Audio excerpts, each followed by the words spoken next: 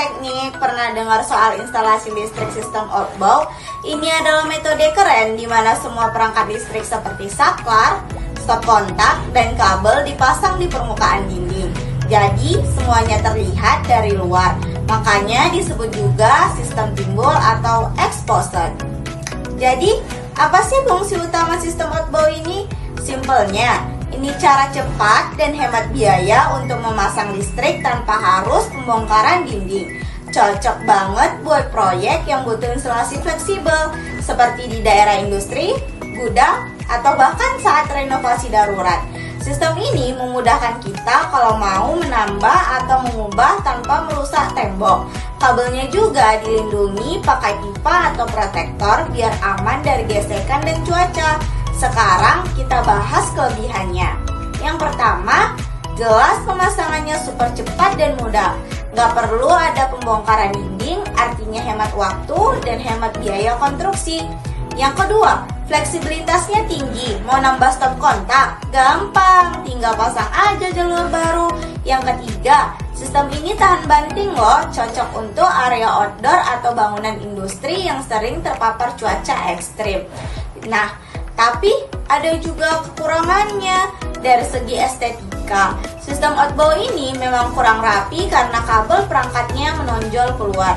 Ini bikin tampilannya kurang minimalis dibandingkan sistem inbound yang tertanam di dinding. Selain itu, karena terekspos, instalasi ini lebih rentan rusak akibat benturan debu atau kelembapan. Makanya butuh perawatan yang ekstra untuk memastikan kabel tetap aman dan terlindungi. Nah, ini bagian yang paling kita tunggu-tunggu. Gimana sih cara pemasangannya?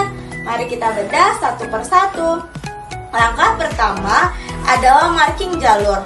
Di sini kita menandai jalur pipa konduit yang akan dipasang pada plat lantai atau dinding sesuai dengan gambar rencana kerja. Presisi adalah kunci utama dalam tahapan ini. Yang kedua, pengeboran. Setelah jalur ditandai, kita bor plat lantai atau dinding untuk memasang klem pipa. Klem ini berfungsi sebagai penopang agar pipa konduit terpasang kokoh dan tidak goyang. Pastikan ukuran buoy sesuai dengan dinabolt atau skrup yang akan digunakan. Langkah ketiga, pemasangan pipa konduit. Sekarang kita pasang pipa konduit mengikuti jalur marking yang sudah dibuat. Pipa ini akan melindungi kabel dari kerusakan mekanis. Sambungkan setiap bagian pipa dengan rapi menggunakan fitting yang sesuai, seperti soket atau siku. Yang keempat, memasukkan kabel pancing untuk memudahkan penarikan kabel. Kita masukkan dulu kabel pancing atau yang biasa disebut sling guide ke dalam pipa konduit. Ini akan menjadi pemandu bagi kabel instalasi nantinya. Langkah kelima, penarikan kabel instalasi.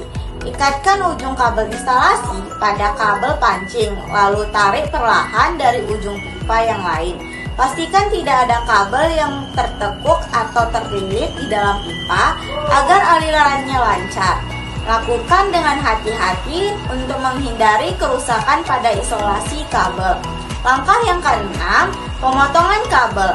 Setelah kabel berhasil ditarik, potong sesuai kebutuhan panjangnya.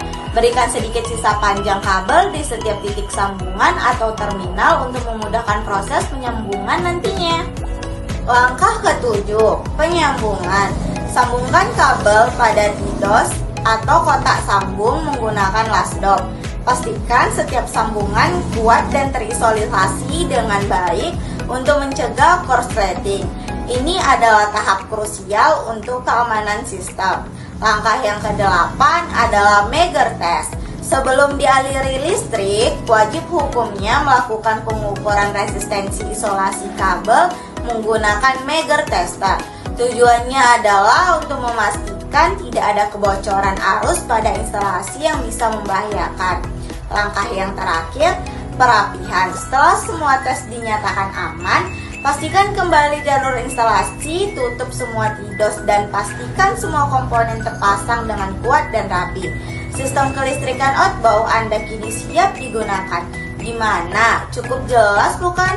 Metode outbound ini memang solusi praktis untuk berbagai kebutuhan.